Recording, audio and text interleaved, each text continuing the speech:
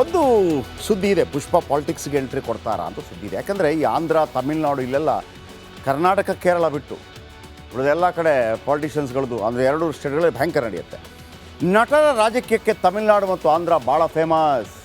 ರಾಜಕೀಯಕ್ಕೆ ಬಂದು ಮುಖ್ಯಮಂತ್ರಿಗಳಾಗಿ ರಾಜಕೀಯ ಆಳಿದ, ದೇಶದ ಮೇಲೆ ಪ್ರಭಾವ ಬೀರಿದಂಥ ಇತಿಹಾಸನೇ ಇದೆ. N T Ramarao, M G Ramachandran, Jayalalithaa, Karunanidhi ಇವರೆಲ್ಲ ಸ್ಕ್ರಿಪ್ಟ್ ರೈಟರು.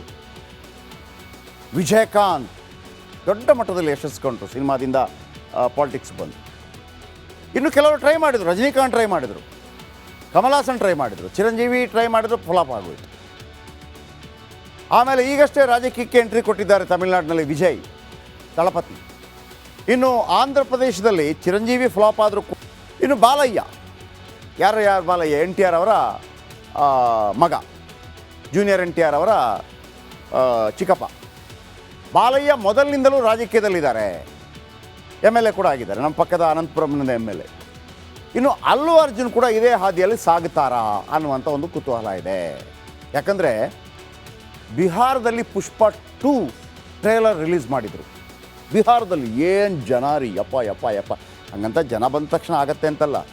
ಈ ಚಿರಂಜೀವಿ ತನ್ನ ಸಿನಿಮಾ ಪ್ರಜಾರಾಜ್ಯಂ ತಿರುಪತಿಯಲ್ಲಿ ಮಾಡಿದರು, 10 ಲಕ್ಷ ಜನ ಸೇರಿದರು, 20 ಸೀಟು ಬರಲಿಲ್ಲ, ಅದು ಬೇರೆ ವಿಚಾರ. ಈಗ ಸುದ್ದಿ ಹಾಗೆ ಅಂತಂದರೆ ಪ್ರಶಾಂತ್ ಕಿಶೋರ್, ನೀವು ಕೇಳಿದಿರಲ್ಲ, ಭಾಳ ಪ್ರಖ್ಯಾತವಾದಂಥ ಸೆಫಾಲಜಿಸ್ಟ್ ಅಂದರೆ ಈ ಅಂಕಿಅಂಶಗಳ ತಜ್ಞ. ಮತ್ತು ನರೇಂದ್ರ ಮೋದಿಯವರ ಟೀಮ್ನಲ್ಲಿ ಆರಂಭದಲ್ಲಿ 2014ರಲ್ಲಿ ಅಮಿತ್ ಶಾ ಟೀಮಲ್ಲಿ ಪ್ರಶಾಂತ್ ಕಿಶೋರ್ ಭಾಳ ದೊಡ್ಡ ಪ್ರಭಾವ ಬೀರಿದ್ರು. ಆಮೇಲೆ ಬೇರೆ ಯಾರು ಮಮತಾ ಬ್ಯಾನರ್ಜಿ ಜೊತೆ ಕೆಲಸ ಮಾಡಿದರು, ಕರ್ನಾಟಕದಲ್ಲಿ ಕೆಲಸ ಮಾಡಿದರು, ಹೀಗೆಲ್ಲ ಇದೆ. ಅವರು ಯಾರ ಜೊತೆ ಎಲ್ಲ ಕೆಲಸ ಮಾಡ್ತಾರೋ ಅವಳಿಗೆ ಗೆಲ್ತಾರೆ ಅಂತೇಳಿ. ಅದೇ ಪ್ರಶಾಂತ್ ಕಿಶೋರ್ ಭೇಟಿ ಮಾಡಿದ್ರಾ ಅಲ್ಲು ಅರ್ಜುನ್ ಅನ್ನುವಂಥ ಒಂದು ಪ್ರಶ್ನೆ ಬರ್ತಾ ಇದೆ. ಅಲ್ಲು ಅರ್ಜುನ್ಗೆ ಪ್ರಶಾಂತ್ ಕಿಶೋರ್ ಕೆಲವು ಸಲಹೆಗಳನ್ನು ಕೊಟ್ಟಿದ್ದಾರಂತೆ. 10 ವರ್ಷಗಳ ಕಾಲ ಸಮಾಜಮುಖಿ ಕೆಲಸ ಮಾಡಿ ನಂತರವೇ ರಾಜಕೀಯದಲ್ಲಿ ಮಿಂಚಲು ಅವಕಾಶ ಸಿಗತ್ತೆ ಅಂತ ಹೇಳಿದ್ದಾರಂತೆ. ಶೀಘ್ರದಲ್ಲೇ ಬ್ಲಡ್ ಬ್ಯಾಂಕ್ ಸ್ಥಾಪಿಸಲಿದ್ದಾರೆ ಎಂಬ ಗುಸುಗುಸು ಇದೆ. ಅಲ್ಲೆಲ್ಲರೂ ಮಾಡ್ತಾರೆ ಅದನ್ನು, ಆದರೆ ಎಲ್ಲರೂ, ಮಹೇಶ್ ಬಾಬು ಸಮೇತ.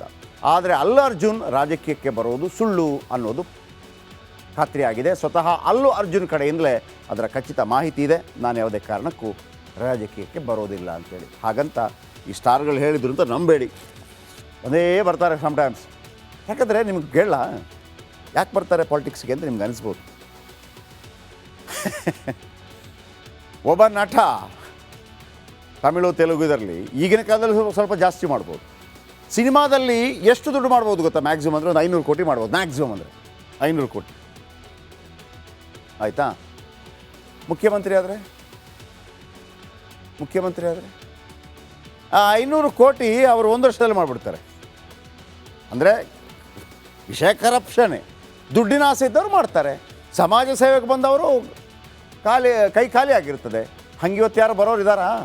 ಆದರ್ಶಪ್ರಾಯರು ಯಾರೂ ಇಲ್ಲ. DK ಶಿವಕುಮಾರ್ ಒಂದು ಮಾತು ಹೇಳ್ತಾಯಿದ್ರು. DK ಶಿವಕುಮಾರ್ ಅವರ ತಂದೆ DK ಶಿವಕುಮಾರ್ ಅವ್ರನ್ನ ಕರ್ಕೊಂಡೋಗಿ ಒಬ್ಬ ರಾಜಕಾರಣಿಯ ಪಾದ ಮುಟ್ಟಿಸಿದ್ರಂತೆ, ಆಶೀರ್ವಾದ ತಗೋ ಅಂತೇಳಿ. ಅಂದರೆ ರಾಜಕಾರಣಿಗಳಿಗೆ ಅಷ್ಟೊಂದು ಮರ್ಯಾದೆ ಇತ್ತು. ಮಹಾತ್ಮ ಗಾಂಧಿ ಬಂದಾಗ ಇದೇ SM ಕೃಷ್ಣ ಅವರ ತಂದೆ 300 ರೂಪಾಯಿ ಕೊಟ್ಟರು. SM ಕೃಷ್ಣ ಅವರ ಕಿವಿಯಲ್ಲಿದ್ದ ಬೆಂಡೋಲೆ 2 ವರ್ಷದ ಮಗು ಮಹಾತ್ಮ ಗಾಂಧಿ ಕೊಟ್ಟಿದ್ದಂದರೆ ಸ್ವಾತಂತ್ರ್ಯದ ಹೋರಾಟದ ಖರ್ಚಿಗೆ. DK ಹೇಳ್ತಾಯಿದ್ರು, ನಮ್ಮ ತಂದೆ ಎಲ್ಲ ಆ ಥರ ನೋಡ್ತಾಯಿದ್ರು ರಾಜಕಾರಣಿಗಳನ್ನು, ಈಗ ನಮ್ಮನ್ನು ಕಳ ಅಂತಾರೆ ಅಂತ ಅವರು ಹೇಳ್ಕೊಂಡಿದ್ರು. ಓಕೆ, ಮುಂದೆ ಹೋಗೋಣ. ಒಂದು ಸುದ್ದಿ ಇದೆ, ಪುಷ್ಪ ಪಾಲಿಟಿಕ್ಸ್ಗೆ ಎಂಟ್ರಿ ಕೊಡ್ತಾರಾ ಅಂತ ಸುದ್ದಿ ಇದೆ. ಯಾಕಂದರೆ ಈ ಆಂಧ್ರ, ತಮಿಳ್ನಾಡು ಇಲ್ಲೆಲ್ಲ ಕರ್ನಾಟಕ, ಕೇರಳ ಬಿಟ್ಟು ಉಳಿದೆಲ್ಲ ಕಡೆ ಪಾಲಿಟಿಷಿಯನ್ಸ್ಗಳದ್ದು ಅಂದರೆ ಎರಡು ಸ್ಟೇಟ್ಗಳಲ್ಲಿ ಭಯಂಕರ ನಡೆಯುತ್ತೆ. ನಟರ ರಾಜಕೀಯಕ್ಕೆ ತಮಿಳ್ನಾಡು ಮತ್ತು ಆಂಧ್ರ ಭಾಳ ಫೇಮಸ್. ರಾಜಕೀಯಕ್ಕೆ ಬಂದು ಮುಖ್ಯಮಂತ್ರಿಗಳಾಗಿ ರಾಜಕೀಯ ಆಳಿದ, ದೇಶದ ಮೇಲೆ ಪ್ರಭಾವ ಬೀರಿದಂಥ ಇತಿಹಾಸನೇ ಇದೆ. N T Ramarao, M G Ramachandran, Jayalalithaa, Karunanidhi ಇವರೆಲ್ಲ ಸ್ಕ್ರಿಪ್ಟ್ ರೈಟರು. ವಿಜಯಕಾಂತ್ ದೊಡ್ಡ ಮಟ್ಟದಲ್ಲಿ ಯಶಸ್ಕೊಂಡ್ರು ಸಿನಿಮಾದಿಂದ ಪಾಲಿಟಿಕ್ಸ್ ಬಂದು.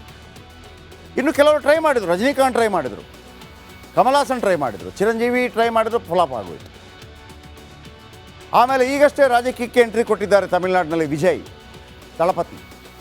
ಇನ್ನು ಆಂಧ್ರ ಪ್ರದೇಶದಲ್ಲಿ ಚಿರಂಜೀವಿ ಫ್ಲಾಪ್ ಆದರೂ, ಇನ್ನು ಬಾಲಯ್ಯ, ಯಾರು ಬಾಲಯ್ಯ, NTR ಅವರ ಮಗ, ಜೂನಿಯರ್ NTR ಅವರ ಚಿಕ್ಕಪ್ಪ. ಬಾಲಯ್ಯ ಮೊದಲಿನಿಂದಲೂ ರಾಜಕೀಯದಲ್ಲಿದ್ದಾರೆ, MLA ಕೂಡ ಆಗಿದ್ದಾರೆ, ನಮ್ಮ ಪಕ್ಕದ ಅನಂತಪುರಂನಿಂದ MLA. ಇನ್ನು ಅಲ್ಲು ಅರ್ಜುನ್ ಕೂಡ ಇದೇ ಹಾದಿಯಲ್ಲಿ ಸಾಗುತ್ತಾರಾ ಅನ್ನುವಂಥ ಒಂದು ಕುತೂಹಲ ಇದೆ. ಯಾಕಂದರೆ ಬಿಹಾರದಲ್ಲಿ ಪುಷ್ಪ 2 ಟ್ರೇಲರ್ ರಿಲೀಸ್ ಮಾಡಿದರು.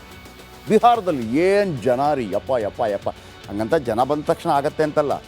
ಈ ಚಿರಂಜೀವಿ ತನ್ನ ಸಿನಿಮಾ ಪ್ರಜಾರಾಜ್ಯಂ ತಿರುಪತಿಯಲ್ಲಿ ಮಾಡಿದರು, 10 ಲಕ್ಷ ಜನ ಸೇರಿದರು, 20 ಸೀಟು ಬರಲಿಲ್ಲ, ಅದು ಬೇರೆ ವಿಚಾರ.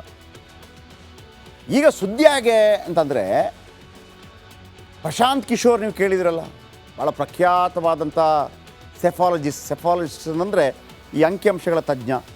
ಮತ್ತು ನರೇಂದ್ರ ಮೋದಿಯವರ ಟೀಮ್ನಲ್ಲಿ ಆರಂಭದಲ್ಲಿ 2014ರಲ್ಲಿ ಅಮಿತ್ ಶಾ ಟೀಮಲ್ಲಿ ಪ್ರಶಾಂತ್ ಕಿಶೋರ್ ಭಾಳ ದೊಡ್ಡ ಪ್ರಭಾವ ಬೀರಿದ್ರು.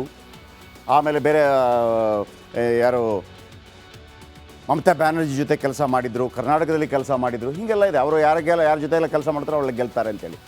ಅದೇ ಪ್ರಶಾಂತ್ ಕಿಶೋರ್ ಭೇಟಿ ಮಾಡಿದ್ರಾ ಅಲ್ಲು ಅರ್ಜುನ್ ಅನ್ನುವಂಥ ಒಂದು ಪ್ರಶ್ನೆ ಬರ್ತಾ ಇದೆ. ಅಲ್ಲು ಅರ್ಜುನ್ಗೆ ಪ್ರಶಾಂತ್ ಕಿಶೋರ್ ಕೆಲವು ಸಲಹೆಗಳನ್ನು ಕೊಟ್ಟಿದ್ದಾರಂತೆ. 10 ವರ್ಷಗಳ ಕಾಲ ಸಮಾಜಮುಖಿ ಕೆಲಸ ಮಾಡಿ ನಂತರವೇ ರಾಜಕೀಯದಲ್ಲಿ ಮಿಂಚಲು ಅವಕಾಶ ಸಿಗತ್ತೆ ಅಂತ ಹೇಳಿದ್ದಾರಂತೆ. ಶೀಘ್ರದಲ್ಲೇ ಬ್ಲಡ್ ಬ್ಯಾಂಕ್ ಸ್ಥಾಪಿಸಲಿದ್ದಾರೆ ಎಂಬ ಗುಸುಗುಸು ಇದೆ. ಅಲ್ಲೆಲ್ಲರೂ ಮಾಡ್ತಾರೆ ಅದನ್ನು, ಆದರೆ ಎಲ್ಲರೂ, ಮಹೇಶ್ ಬಾಬು ಸಮೇತ. ಆದರೆ ಅಲ್ಲು ಅರ್ಜುನ್ ರಾಜಕೀಯಕ್ಕೆ ಬರೋದು ಸುಳ್ಳು ಅನ್ನೋದು ಖಾತ್ರಿಯಾಗಿದೆ. ಸ್ವತಃ ಅಲ್ಲು ಅರ್ಜುನ್ ಕಡೆಯಿಂದಲೇ ಅದರ ಖಚಿತ ಮಾಹಿತಿ ಇದೆ. ನಾನು ಯಾವುದೇ ಕಾರಣಕ್ಕೂ ರಾಜಕೀಯಕ್ಕೆ ಬರೋದಿಲ್ಲ ಅಂತೇಳಿ. ಹಾಗಂತ ಈ ಸ್ಟಾರ್ಗಳು ಹೇಳಿದ್ರು ಅಂತ ನಂಬೇಡಿ, ಅದೇ ಬರ್ತಾರೆ ಸಮ್ಟೈಮ್ಸ್. ಯಾಕಂದರೆ ನಿಮ್ಗೆ ಕೇಳಲ್ಲ ಯಾಕೆ ಬರ್ತಾರೆ ಪಾಲಿಟಿಕ್ಸ್ಗೆ ಅಂತ ನಿಮ್ಗೆ ಅನಿಸ್ಬೋದು. ಒಬ್ಬ ನಟ ತಮಿಳು ತೆಲುಗು ಇದರಲ್ಲಿ ಈಗಿನ ಕಾಲದಲ್ಲಿ ಸ್ವಲ್ಪ ಜಾಸ್ತಿ ಮಾಡ್ಬೋದು. ಸಿನಿಮಾದಲ್ಲಿ ಎಷ್ಟು ದುಡ್ಡು ಮಾಡ್ಬೋದು ಗೊತ್ತಾ? ಮ್ಯಾಕ್ಸಿಮಮ್ ಅಂದರೆ ಒಂದು 500 ಕೋಟಿ ಮಾಡ್ಬೋದು. ಮ್ಯಾಕ್ಸಿಮಮ್ ಅಂದರೆ 500 ಕೋಟಿ ಆಯಿತಾ. ಮುಖ್ಯಮಂತ್ರಿ ಆದರೆ ಆ 500 ಕೋಟಿ ಅವರು 1 ವರ್ಷದಲ್ಲಿ ಮಾಡಿಬಿಡ್ತಾರೆ. ಅಂದರೆ ವಿಷಯ ಕರಪ್ಷನ್ನೇ. ದುಡ್ಡಿನ ಆಸೆ ಇದ್ದವ್ರು ಮಾಡ್ತಾರೆ. ಸಮಾಜ ಸೇವೆಗೆ ಬಂದವರು ಕೈ ಖಾಲಿ ಆಗಿರ್ತದೆ. ಹಂಗೆ ಇವತ್ತು ಯಾರು ಬರೋರು ಇದ್ದಾರಾ? ಆದರ್ಶಪ್ರಾಯರು ಯಾರೂ ಇಲ್ಲ. DK ಶಿವಕುಮಾರ್ ಒಂದು ಮಾತು ಹೇಳ್ತಾ ಇದ್ರು. DK ಶಿವಕುಮಾರ್ ಅವರ ತಂದೆ DK ಶಿವಕುಮಾರ್ ಅವ್ರನ್ನ ಕರ್ಕೊಂಡೋಗಿ ಒಬ್ಬ ರಾಜಕಾರಣಿಯ ಪಾದ ಮುಟ್ಟಿಸಿದ್ರಂತೆ, ಆಶೀರ್ವಾದ ತಗೋ ಅಂತೇಳಿ. ಅಂದರೆ ರಾಜಕಾರಣಿಗಳಿಗೆ ಅಷ್ಟೊಂದು ಮರ್ಯಾದೆ ಇತ್ತು. ಮಹಾತ್ಮ ಗಾಂಧಿ ಬಂದಾಗ ಇದೇ SM ಕೃಷ್ಣ ಅವರ ತಂದೆ 300 ರೂಪಾಯಿ ಕೊಟ್ಟರು. SM ಕೃಷ್ಣ ಅವರ ಕಿವಿಯಲ್ಲಿದ್ದ ಬೆಂಡೋಲೆ 2 ವರ್ಷದ ಮಗು ಮಹಾತ್ಮ ಗಾಂಧಿ ಕೊಟ್ಟಿದ್ದಂದರೆ ಸ್ವಾತಂತ್ರ್ಯದ ಹೋರಾಟದ ಖರ್ಚಿಗೆ. DK ಹೇಳ್ತಾ ಇದ್ರು, ನಮ್ಮ ತಂದೆ ಎಲ್ಲ ಆ ಥರ ನೋಡ್ತಾ ಇದ್ರು ರಾಜಕಾರಣಿಗಳನ್ನು, ಈಗ ನಮ್ಮನ್ನು ಕಳ ಅಂತಾರೆ ಅಂತ ಅವರೇ ಹೇಳ್ಕೊಂಡಿದ್ರು. ಓಕೆ, ಮುಂದೆ ಹೋಗೋಣ. ಹಾಕಿದ್ರಲ್ಲ ಯಾರು ಇವನ ಮೇಲೆ, ಅಲ್ಲು ಅರ್ಜುನ್ ಮೇಲೆ,